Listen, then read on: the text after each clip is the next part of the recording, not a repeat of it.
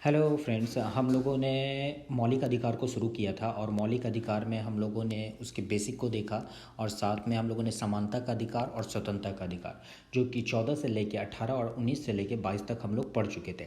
आज जो हमारा सेशन होगा इसमें हम लोग पढ़ेंगे शोषण के विरुद्ध अधिकार। ठीक है, यदि पीछे का लेक्चर आप नहीं देखे हो तो डिस्क्रिप्शन लिंक में मैंने लिंक को वहाँ पे शेयर कर दिया, आप वहाँ से भी जाके देख सकते हो।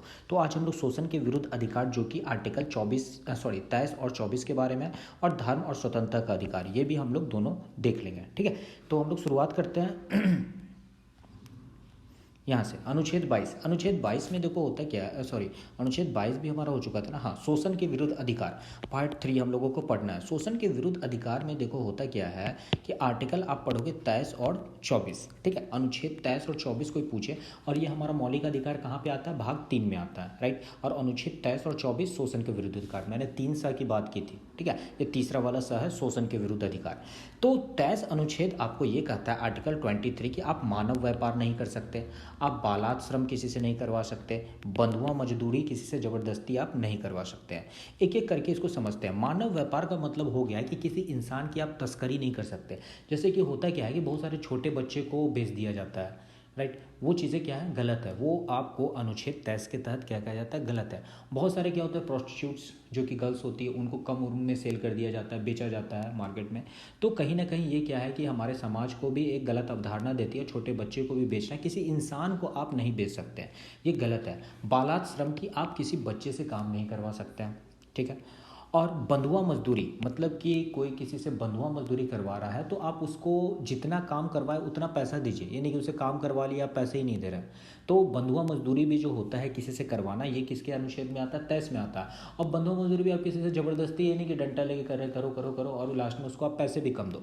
तो ये मानव व्यापार, बाल श्रम और बंधुआ मजदूरी, ये जो होता है आप किसी से ज़बरदस्ती या इस तरीके की चीज़ें आप नहीं कर सकते हैं। और ये अनुच्छेद 23 जो कि हमारा क्या मौलिक अधिकार के तहत क्या होता है, ये अंतर्गत में आता है, जो कि आप सुप्रीम कोर्ट या हाई कोर्ट में भी जाके याचिका दायर कर सकते हैं यदि कोई इस तरह का गलती करता है, यानी कि मानव व्यवहार करता है, बालाश्रम मतलब कि बच्चों से काम करवाता है, बंधुआ मजदूरी करवाता है, तो ये चीज़ें कहीं ना कहीं गलत है। तो आर्टिकल 23 आपको समझ में आ गया होगा। अब आते हैं आर्टिकल 24 पे। देखो आर्टिकल 24 कहता है कि 14 वर्ष से कम आयु के जो बच्चे होते हैं उनको आप कारखाना में कार्य नहीं करवा सकते हैं। मतलब कि आप बहुत सारे शॉप में हो गए या कारखाना हो गया, वहाँ लिखा रहता है कि 14 वर्ष से कम उम्र के बच्चे यहाँ पे क्या है, अमान्य है क्या काम करना। क्यों? क्योंकि हमारा अनुच्छेद 24 क्या कहता है कि 14 वर्ष से बच्चे को काम नहीं करना। क्यों? क्योंकि हमारा देखो आर्टिकल आप पहले का भी देखे तो 1 से 14 वर्ष तक मुफ्त शिक्षा उसको दी जाए, जो हमारा संस्कृति कहता है और हमारा आर्टिकल यानी कि संविधान भी कहता है।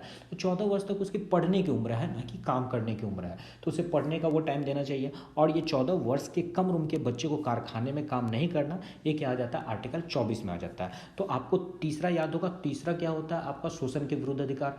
और शोषण के विरुद्ध अधिकार में कौन सा पढ़ोगे आप, 2 पढ़ोगे, 23 और 24 नंबर। 23 कोई पूछे क्या होता है तो मानव श्रम करवाना, मानव व्यापार करवाना, बाला श्रम कराना, मजदूरी करवाना, ये क्या है, गलत है और ये हमारा अनुच्छेद 23 में आता है। कोई पूछे अनुच्छेद 24 क्या होता है तो अनुच्छेद 24 में 14 वर्ष से कम बच्चे को आप काम नहीं करवा सकते, कहाँ, कारखाना या कहीं भी किसी तरह का आप श्रम, बालात श्रम आप नहीं करवा सकते 14 वर्ष से कम बच्चे को।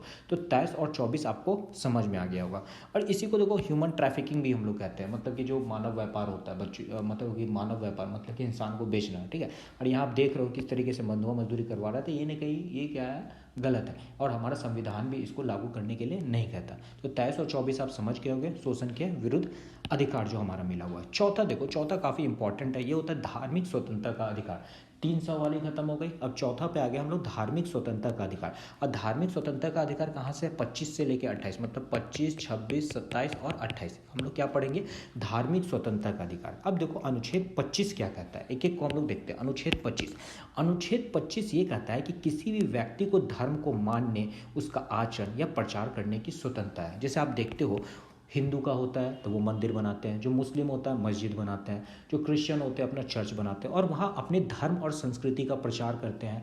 कोई पूजा कर कर, कोई क्या कहते हैं म्यूजिक सिस्टम बताता है, अपने भजन बजाते हैं और आप मुस्लिम में देखोगे तो वो अजान पढ़ते हैं। तो सबका अपना अपना धर्म और रीति रिवाज है। और ये हमारा अनुच्छेद 25 ये इजाज़त भी देता है कि कोई भी व्यक्ति अपने धर्म को मान सकता है। जैसे मैं हिंदू हूँ, ठीक है, और कोई क्रिश्चियन है और कोई मुस्लिम है। मान लो सपोज दैट कोई चाहता है मुस्लिम कि हिंदू धर्म में हम अपना वर्ण परिवर्तन करवा ले धर्म को, तो उसको क्या है, छूट है, वो चाहे तो अपना धर्म को परिवर्तन भी करवा सकता है। लेकिन कहीं ना कहीं ये चीज़ें हैं कि आगे नहीं बढ़नी चाहिए, इसका एक मिसयूज़ भी हो जाता है। लेकिन ये एक अधिकार है कि आप किसी भी धर्म को मान सकते हैं जिसमें आपको सेटिस्फैक्शन मिले, राइट।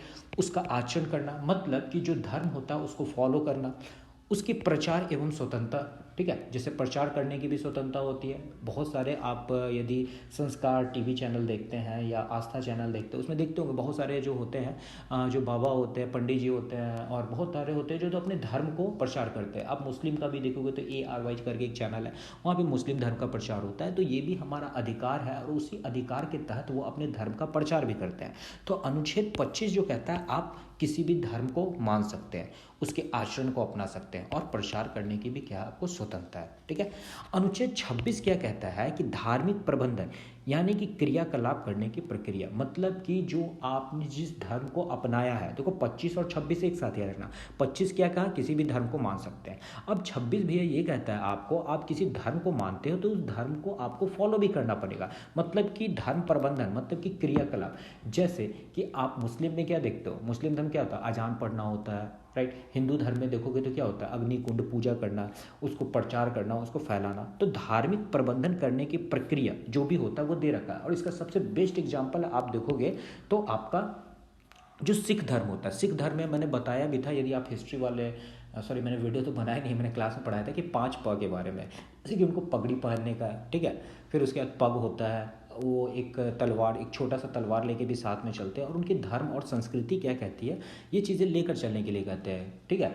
कच्छा होता है, पगड़ी होता है, राइट, कंघा होता है, फिर हाथ में वो कड़ा पहनते हैं। तो ये सब चीज़ें क्या है कि उनका धार्मिक। और आप यदि मेट्रो में जाओ, ट्रेन में जाओ, एयरपोर्ट पे भी आप जाते हो ना, तो आप कोई चीज़ें गजट से लोहे के लेके नहीं जा सकते हो। लेकिन जो धर्म के होते हैं सिख के, उनको इजाज़त होती है कि वो छोटा सा जो तलवार होता है, क्योंकि उनके धर्म है ना, और हमारा संविधान कहता भी है कि आप उसके धर्म को क्या कहते हैं, रोक नहीं सकते हैं। और जो उनका क्रियाकलाप है, उनके प्रबंधन को आप क्या कर सकते हो, रोक नहीं सकते हो। तो इसीलिए ये जो होता है उनका पढ़ के चलते हैं। और हमारा अनुच्छेद 26 भी जो है, ये भी इनकी इजाज़त देता है कि आप धार्मिक प्रबंधन यानी कि उसके करने के क्रियाकलाप को, प्रक्रिया को अपना सकते हो, यानी कि चला सकते हो। तो अनुच्छेद 25 का आप धर्म को मानो, आचरण को मानो, प्रचार करो। 26 क्या कहता है, आप जिस धर्म को मानते हो उसका प्रबंधन करो, मतलब कि उसका क्रियाकलाप जो होता है वो आपको करने की आज़ादी है।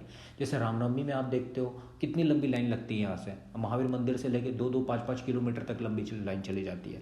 तो ये क्या है, हमारा धार्मिक है। और फिर उसके बाद आप फ्राइडे को देखते हो कि मस्जिद के पास भी बहुत सारे अजान पढ़े जाते हैं, ठीक है, लोग पढ़ते हैं। तो ये भी चीज़ें क्या है, उनको स्वतंत्रता मिली हुई है। तो धार्मिक प्रबंधन करने की भी प्रक्रिया आपको अनुच्छेद 26 देता है। तो कहीं ना कहीं 25 और 26 आपको समझ में आ गया होगा। अनुच्छेद 27 देखो तो इसमें कहता है ये ट्रस्ट, मतलब कि यदि कोई मंदिर है तो जो भी उसमें पैसे डोनेट करते हैं, पैसे देते हैं, तो उस पर कोई टैक्स नहीं लगेगा, इस पर कोई टैक्स नहीं लगेगा। कोई भी NGO, जैसे बहुत सारे एक NGO भी खोलते हैं, NGO हो गया, नहीं तो कोई ट्रस्ट हो गया, ट्रस्ट मंदिर भी क्या होता है, एक तरह का ट्रस्ट होता है। तो उसमें किसी तरह का टैक्सेशन यानी कि टैक्स वगैरह नहीं लिया जाएगा, टैक्स नहीं लिया जाएगा। अब इसका बहुत सारा कोई मिसयूज भी होता है मार्केट में, बहुत सारा मिसयूज होता है। जिनके पास ब्लैक मनी है, ब्लैक को वाइट करने का भी, मैं सबके बारे में बात नहीं कर रहा, बट इसका मिसयूज मार्केट में होता है कि लोग NGO बना लेते हैं और अपने ब्लैक को वाइट में कन्वर्ट भी कर लेते हैं इसके थ्रू। तो आर्टिकल 27, देखो वो सब चीज़ें तो हमें जानना नहीं है, लेकिन वो एक क्रिया है जो करने वाले लोग करते हैं। लेकिन अनुच्छेद 27 हमको क्या सिखाता है कि यदि कोई धार्मिक संपोषित, देखो यहाँ लिखा हुआ, मतलब कि कोई धार्मिक चीज़ों के लिए, या कोई NGO हो गया, या कोई मंदिर हो गया, कोई ट्रस्ट हो गया, महावीर मंदिर भी क्या है, एक ट्रस्ट है। तो बहुत सारे जो ट्रस्ट होते हैं, आपको वो किसी तरीके का जो भी डोनेशन होता है, जो उनके पैसे होते हैं, उनके खिलाफ कोई भी टैक्स नहीं लिया जाएगा। स्कूल में भी टैक्स नहीं लिया जाता, क्योंकि उनको भी माना जाता है कि क्या है, वो अपनी शिक्षा को आगे बढ़ा रहे हैं, तो उनको हम लोग अलग चीज़ों से पढ़ेंगे। तो यहाँ पे तो हम लोग 27 में देख रहे हैं कि यदि धार्मिक चीज़ें होती हैं, उनमें किसी तरह का कोई टैक्स नहीं लगाया जाता है। अनुच्छेद 28 देखो, अनुच्छेद 28 ये हमें सिखाता है कि जितने भी शिक्षा संस्थान है, धार्मिक संस्था है, उपासना करने की क्या वहाँ स्वतंत्रता है। जैसे कि आप यदि कोई स्कूल में जाते हो, ठीक है, तो कोई जरूरी नहीं है कि वहाँ पे आप देखते हो कि क्या होता है, हिंदू वाले जो होते हैं वो एक जैसे जन गण मन चलता है, और भी बहुत सारी चीज़ें होती हैं जो उनको फॉलो अप करते हैं, ठीक है। और इसमें एक और चीज़ आपको कहता है कि जो सरकारी खर्च से चलने वाले जितने भी शिक्षा संस्थान हैं उसमें धार्मिक शिक्षा नहीं दी जाएगी। क्या कहा मैंने, जितने भी सरकारी खर्च से चलने वाले जो विद्यालय होते हैं, जो संस्थान होते हैं, संस्थान या विद्यालय दोनों चीज़ हो गए, वहाँ धार्मिक शिक्षा नहीं दी जाएगी, मतलब धर्म के बारे में आप नहीं सिखाओगे। अभी आपने कुछ दिन पहले देखा था कि मदरसा जो होता है वहाँ बहुत सारे बंद करवा दिए गए। क्यों? क्योंकि जो सरकारी है उसे नहीं बंद कराया गया, जो प्राइवेट थे उनमें क्या कहा जाता था कि, मतलब ऐसा सरकार का कहना था, मेरा नहीं कहना, सरकार का कहना था कि वहाँ पे गलत चीज़ें सिखाई जाती हैं, मतलब कि उनको हिंदू धर्म के से अगेंस्ट बताया जाता है, उनको भड़काया जाता है, जुड़े कराटे मारपीट और भी बहुत सारी चीज़ें थी जो सिखाई जाती है। तो सरकार को ऐसा लगा तो उन पे प्रावधान लगाई, उसको बंद करवा दी, क्योंकि सरकारी खर्च पर जो चला, ठीक है, उसमें आप धार्मिक शिक्षा का नहीं कर सकते।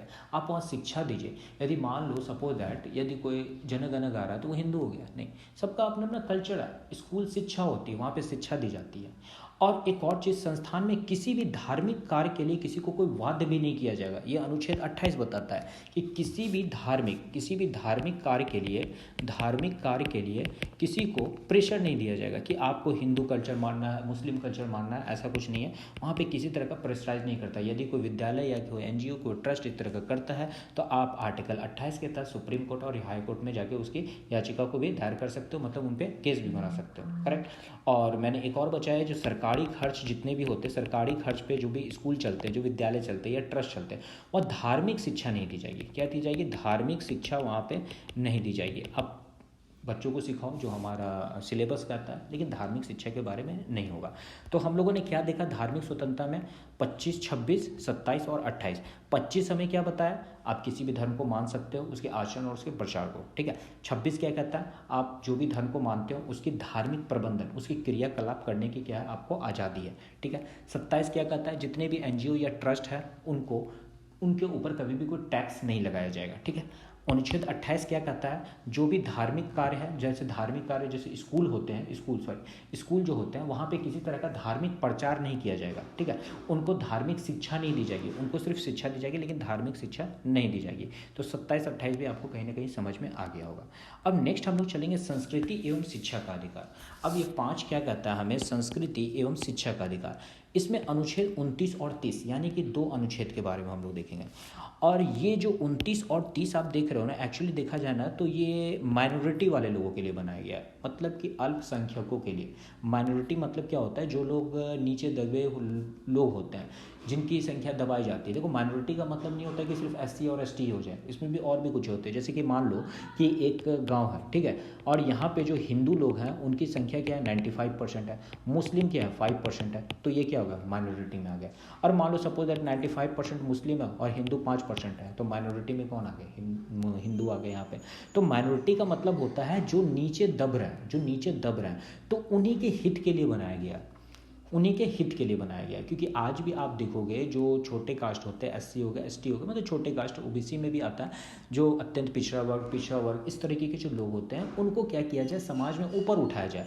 और इन्हीं के हित के लिए आर्टिकल 29 बनाया गया, उनके protection of the interest of the minorities, मतलब कि जो बराबरी में वो उनके आ सके, जो ऊपर दर्जे के लोग हैं, और जो नीचे धीरे धीरे दबे हुए हैं वो भी क्या हो सके? ऊपर आ सके। और ये 29 क्या? प्रोटेक्शन फॉर द माइनॉरिटी, अल्पसंख्यकों के हितों के लिए बना हुआ है। वहीं जब हम 30 में आ जाए तो अल्पसंख्यकों के हितों के लिए तो है, लेकिन शिक्षा का संरक्षण, मतलब कि उनको शिक्षा दी जाए, मतलब कि एजुकेशन दी जाए माइनॉरिटी वाले को। इसीलिए देखते होगे आप जब स्कूल में जाते हो या कोई कॉलेजेस में जाओगे तो उनके लिए स्कॉलरशिप भी आता है कि पूरा फीस उनको वापस हो जाता है, मतलब कि उनको शिक्षा में संरक्षण मिल सके। यदि आप कोई फॉर्म भी भरते हो तो वहाँ भी क्या होता है? उनकी फीस कम होती है एससी एसटी वाले लोगों के। क्यों? क्योंकि शिक्षा में संरक्षण, अल्पसंख्यकों के लिए क्या है? शिक्षा में संरक्षण दे रखी है। कोई फॉर्म भरना, एडमिशन लेना, कोई कॉलेज में हो गया, कहीं ना कहीं उनको क्या मिलता है? वहाँ पे रिलैक्सेशन मिलता है, एज का भी रिलैक्सेशन मिलता है, ठीक है। क्यों? क्योंकि वो शिक्षा में आगे बढ़ सके। तो आपने संस्कृति एवं शिक्षा का अधिकार देख लिया, ये होता है 29 और 30। 29 और 30 क्या है? दोनों माइनॉरिटी के लिए है। पहला क्या करता है? माइनॉरिटी को बचाने के लिए, ताकि वो भी समाज में ऊपर उठ सके। 30 क्या कहता है, उनको एजुकेशन दो, उस माइनॉरिटी वाले लोगों को एजुकेशन दो। और किस तरीके से दो, उनको फ़ीस कम कर दो, उनको जितने भी फॉर्म निकलते हैं उसकी फ़ीस कम कर दो, एडमिशन लेते हैं तो वहाँ पे उनके लिए कुछ रिजर्वेशन कर दो। तो बहुत सारी चीज़ें हैं ताकि माइनॉरिटी वाले लोगों भी समाज में ऊपर उठे और वो दोनों बराबरी का दर्जा लेकर आगे बढ़ सके। तो आप संस्कृति एवं शिक्षा का भी अधिकार समझ गए होंगे। आगे जो है हमारा संवैधानिक उपचारों का अधिकार यानी कि आर्टिकल 32 का आएगा। ठीक है, ये काफ़ी अच्छा लेक्चर है और लंबा लेक्चर है, तो इसको हम लोग नेक्स्ट जो वीडियो होगा ना उसमें हम लोग कवर अप करेंगे। और काफ़ी अच्छा वीडियो है और इसको हम लोग नेक्स्ट वीडियो में भी देखेंगे। और किसी तरह का आपको कोई सजेशन हो समझने में तो प्लीज़ आप कमेंट बॉक्स में शेयर कर सकते हो। तो आज के वीडियो को हम लोग यहीं रखते हैं, फिर नेक्स्ट जो हमारा चौथा वीडियो आएगा ये मौलिक अधिकार लगभग ख़त्म पे रहेगा। ठीक है, तो आज के लिए थैंक यू सो मच।